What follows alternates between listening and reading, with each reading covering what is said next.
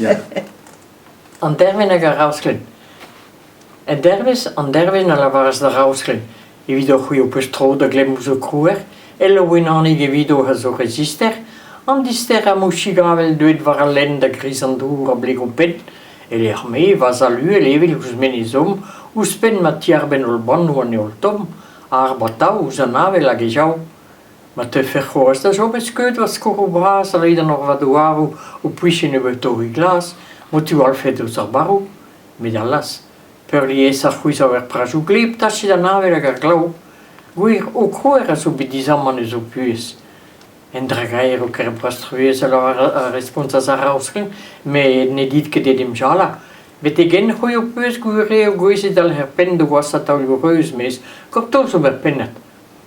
A ver mat ur komzet, setu an anternoz o tondo haloupat, a spontus a baradavel o jammes klevet e lokat ar gwez estor lokat, ar par an derven plegar a rausken, an avel a yud gwaz o gwaz, esklakaden hag ema strinke de lagen an ini a toast e vend o roasteret hag ez red stanket don e roan teles an anon.